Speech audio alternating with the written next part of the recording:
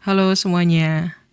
Bagi semua orang yang finansialnya masih pas-pasan, tapi sedang berjuang untuk meningkatkan ekonomi, pasti tahu bahwa jadi kaya itu nggak gampang. Ya emang sih, ada orang-orang yang cukup beruntung, lahir dan dibesarkan oleh orang tua yang udah tajir, jadi mereka kaya lewat jalur warisan.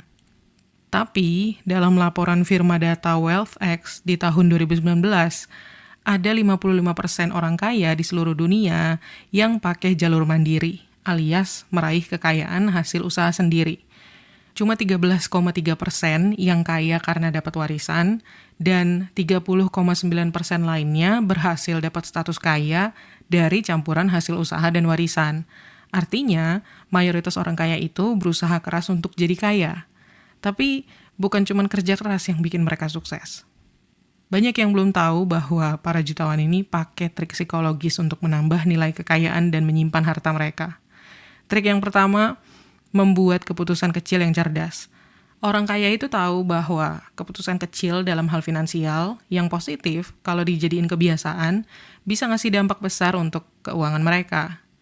Sesederhana dengan hemat dan nabung, berapapun jumlahnya, itu bisa bikin kita ngerasa termotivasi. Contohnya, investasi dengan Rp50.000 sehari atau 1,5 juta rupiah sebulan dengan bunga majemuk 10%, kita bisa punya 19,8 juta rupiah dalam setahun. Kelihatannya emang gak banyak ya. Tapi kalau kalian lakuin ini selama 30 tahun, kalian bakal punya 3,2 miliar rupiah. Lumayan banget kan? Nah, selain bisa ngumpulin duit sebanyak itu, punya keputusan kecil untuk nabung kayak gini bikin orang kaya merasa mereka punya kendali dalam keuangan mereka. Kendali yang biasanya nggak dimiliki kebanyakan orang. Banyak aspek kehidupan yang nggak bisa kita kontrol, termasuk aspek ekonomi, lapangan kerja, maupun musibah yang kadang muncul dan makan biaya besar. Makanya, banyak dari kita yang rentan ngerasa down kalau keadaan nggak sesuai rencana dan ekspektasi. Nah, supaya nggak kalah sama keadaan, kita perlu antisipasi dari jauh-jauh hari dengan membuat keputusan kecil yang positif atas sesuatu yang bisa kita kontrol, yaitu keuangan pribadi kita. Menabung dan investasi adalah satu cara kecil yang bisa kita lakuin agar punya kendali dalam keuangan kita. Kayak yang dibilang sama Charles Duhigg dalam bukunya yang ini, bahwa motivasi muncul dengan membuat pilihan yang menunjukkan ke diri kita sendiri bahwa kita punya kendali. Pilihan spesifik yang kita buat itu nggak terlalu penting dibandingkan dengan rasa kontrol yang kita punya. Jadi sebenarnya bukan soal Rp50.000 yang kita investasiin per hari atau Rp250.000 yang kita pakai untuk bayar utang. Yang penting adalah kita bikin keputusan kecil itu. Dan itulah yang bikin trik psikologis ini sangat powerful. Lanjut, trik yang kedua, jangan percaya sama diri sendiri. Orang kaya itu cenderung lebih sadar diri dibandingkan dengan mereka yang kurang beruntung secara finansial. Makanya mereka pakai taktik khusus untuk mengurangi kecenderungan menyabotase diri alias menghambat diri mereka sendiri. Salah satu cara mereka adalah dengan auto-debit atau penarikan otomatis. Bagi orang kaya, menghasilkan uang itu bukan masalah. Tapi yang sering bikin orang susah jadi kaya adalah kemampuan untuk menyimpan uang. Ketika ada kesempatan untuk belanja, bahkan orang yang paling melek finansial pun bisa kesulitan untuk menahan diri. Makanya mereka cenderung lebih suka ngatur proses menabung ini jadi otomatis, salah satunya dengan auto debit itu. Jadi setiap kali gaji masuk ke rekening atau setiap akhir bulan, akan ada sebagian uang di rekening yang disetor ke tabungan khusus. Bahkan banyak orang kaya yang punya langkah lebih jauh lagi, yaitu dengan membatasi akses mereka ke rekening tabungan itu supaya memastikan uang yang dialokasikan ke tabungan khusus itu nggak bisa dipakai, agar tabungan itu benar-benar bertambah terus seiring waktu. Lanjut, trik yang ketiga, bayangkan diri kita yang kaya di masa depan. Apa sih kesamaan atlet yang hebat, aktor yang terkenal, dan pengusaha yang sukses? Selain kaya, mereka semua itu sama-sama berhasil menggunakan teknik visualisasi. Hampir semua orang yang sukses akan bilang bahwa kita perlu membayangkan diri kita mencapai tujuan kita sebelum kita benar-benar mencapainya secara nyata. Tapi sayangnya, ada banyak orang yang gak bisa memvisualisasikan hal-hal ini. Mereka hanya terpaku pada keadaan sehari-hari mereka aja. Misalnya, ngeluarin Rp50.000 untuk segelas kopi atau sebungkus rokok. Nggak kelihatan kayak masalah besar buat mereka. Dan itu dilakuin setiap hari. Banyak banget orang yang ngerelain uang mereka untuk hal-hal yang bikin mereka kecanduan kayak gini. Tapi untuk orang-orang yang punya tujuan untuk jadi kaya, 40.000, 50.000 itu bisa punya makna yang lebih besar. Seseorang yang pengen kaya ketika harus memutuskan untuk ngeluarin uang sebesar 40-50 ribu untuk kopi yang premium atau untuk rokok, mereka bakal mikirin tentang future cost atau biaya masa depan dari pengeluaran itu. Nilai Rp40.000 hari ini bisa tumbuh menjadi Rp800.000 atau Rp1.000.000 dalam 30-40 tahun mendatang ketika dia pensiun. Nah, kalau kalian juga berpikir dengan mindset yang kayak gini, mungkin kalian bakal berubah pikiran kan? Yang dilakukan orang kaya, tapi nggak dilakuin sama orang miskin adalah mereka terus bertanya ke diri mereka sendiri. Apa sih biaya masa depan yang akan datang? Dan apakah itu sesuai dengan ekspektasi gaya hidup mereka di masa depan? By the way, sebenarnya berpikir dengan cara visualisasi kayak gini bukan hal baru loh. Dalam buku Think and Grow Rich, yang pertama kali diterbitin tahun 1937, penulisnya menjelaskan step by step pendekatan berpikir ini untuk menggabungkan visualisasi dengan tindakan. Katanya sih udah ada jutaan orang yang berhasil pakai teknik ini.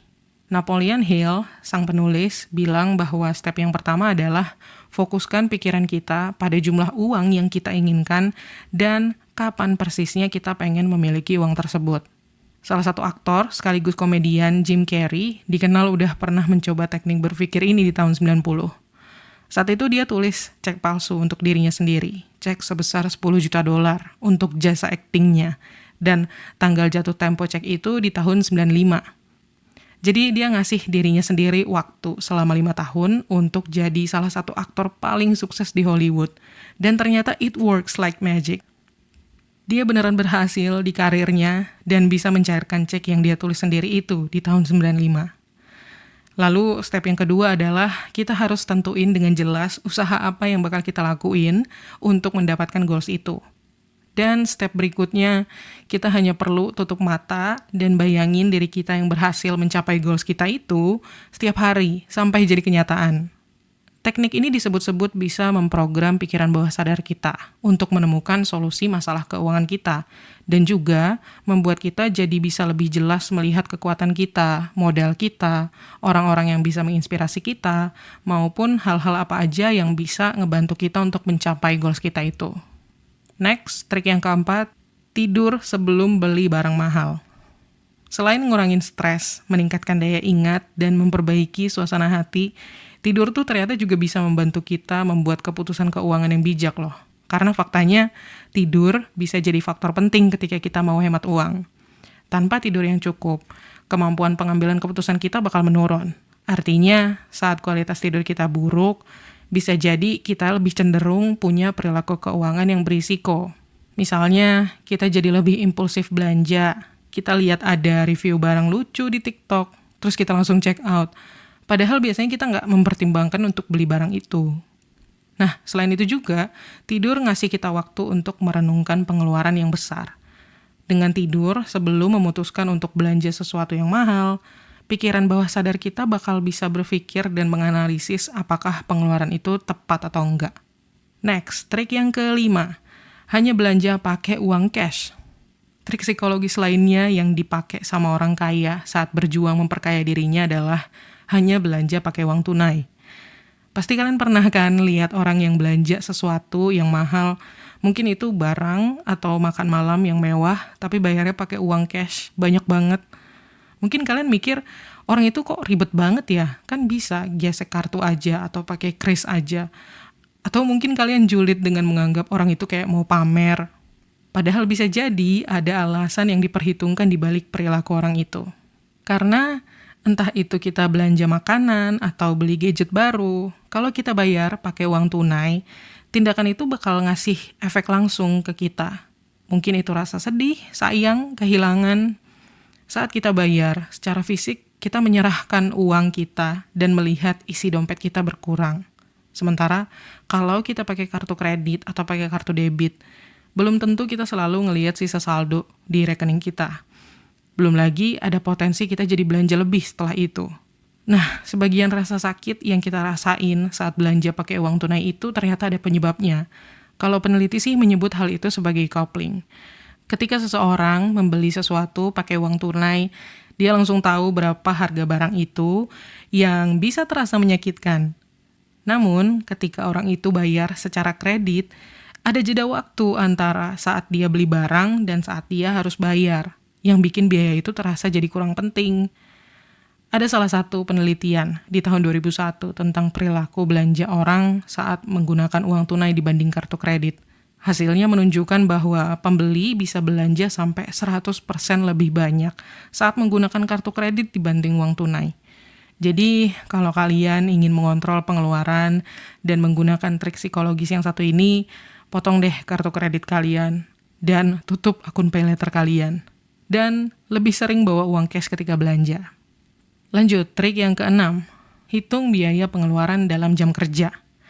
Trik psikologis berikutnya yang sering dipakai orang kaya untuk menambah kekayaan mereka adalah mengubah biaya pembelian mereka menjadi jam kerja. Misalnya, kalau kalian itu penghasilannya 30.000 per jam, maka beli baju seharga 250.000 rupiah itu sebenarnya sama dengan hampir 7 jam waktu atau jam kerja kalian kan?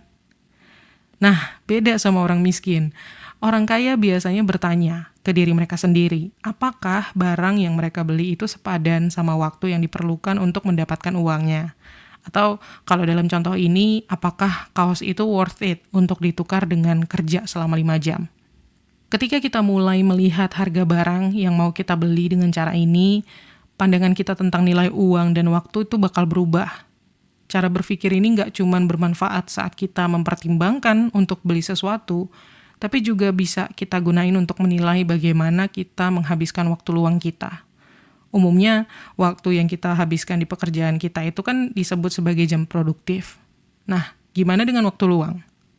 Pernah nggak kalian mikirin atau evaluasi berapa banyak uang atau pendapatan yang kalian lewatkan? Karena kalian menghabiskan waktu untuk scrolling Instagram atau TikTok karena gabut dan tanpa tujuan.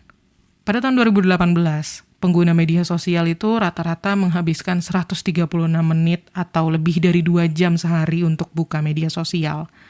Nah, misalnya penghasilan kalian Rp30.000 per jam. Apakah bagi kalian scroll Facebook selama 2 jam setiap hari itu benar-benar sepadan dengan pendapatan sebesar Rp60.000 per hari atau 1,8 juta rupiah per bulan? Intinya, ketika kalian membeli barang ataupun menentukan bagaimana kalian menghabiskan waktu, ingatlah bahwa itu semua ada biayanya. Dan satu hal yang membedakan orang kaya dari orang miskin adalah bagaimana mereka menghargai waktu dan uang yang berharga ini. Next, trik yang ke-7, pakai tes orang asing. Apa tuh tes orang asing?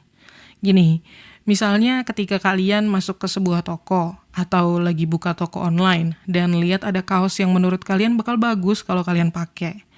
Walaupun sekarang kalian udah tahu bahwa kalian itu perlu menilai berapa banyak waktu yang kalian tukar untuk kaos seharga Rp200.000 itu, mungkin kalian masih tetap pengen beli. Nah, sebelum kalian beneran beli kaos itu, kalian harus coba tes ini. Bayangin ada orang asing berdiri di depan kalian, tangan kiri mereka pegang kaos, dan di tangan kanan mereka pegang uang Rp200.000. Kalian pilih yang mana? Seringkali uang itu bakal jadi lebih menarik buat kalian. Nah, dengan trik psikologis kayak gini, setiap kali kita mau beli sesuatu, khususnya yang bukan kebutuhan utama ya, kita bakal bisa melihat bahwa diri kita akan lebih cenderung memilih uang daripada barang yang mau kita beli itu. Sehingga ini membuat kita nggak jadi boros, tapi justru menyimpan uang itu. Next, ada satu trik bonus nih. Yakin bahwa kita berhak untuk menjadi kaya. Semua trik yang dari tadi udah kita bahas itu lebih ke sisi praktisnya. Tapi orang yang udah berhasil jadi kaya sebenarnya nggak cuma sukses karena menurut mereka itu adalah hal yang wajar bagi mereka. Mereka juga yakin bahwa itu adalah hak mereka. Nah, keyakinan pada diri sendiri ini adalah dasar bagi setiap orang untuk menjadi kaya. Di buku How Rich People Think, yang mempelajari ratusan jutawan yang sukses atas usaha mereka sendiri, buku itu bilang bahwa Pemikir kelas dunia tahu bahwa di negara kapitalis, mereka punya hak untuk menjadi kaya jika mereka bersedia menciptakan nilai besar untuk orang lain. Bukan kurangnya keinginan yang menghalangi banyak orang untuk jadi kaya, melainkan kurangnya keyakinan pada kemampuan mereka sendiri untuk membuat hal itu terjadi. Itu adalah kesimpulan yang diambil Stephen Siebold, penulis buku How Rich People Think, setelah dia wawancarain ratusan orang kaya yang dia pelajari. Intinya, trik-trik psikologis ini nggak akan membantu kita untuk menjadi kaya kalau kitanya sendiri belum percaya bahwa kita itu pantas, berhak untuk hidup kaya sesuai impian kita. Jadi, sebelum menerapkan 7 trik psikologis ini di kehidupan kalian sehari-hari, pastikan dulu keyakinan diri kalian itu udah sesuai sama goals finansial yang kalian tentuin. Oke? Semoga bermanfaat, dan seperti biasa, terima kasih udah nonton. Klik tombol like dan subscribe kalau kalian suka video ini. Dan sampai ketemu lagi di tips menuju kekayaan berikutnya.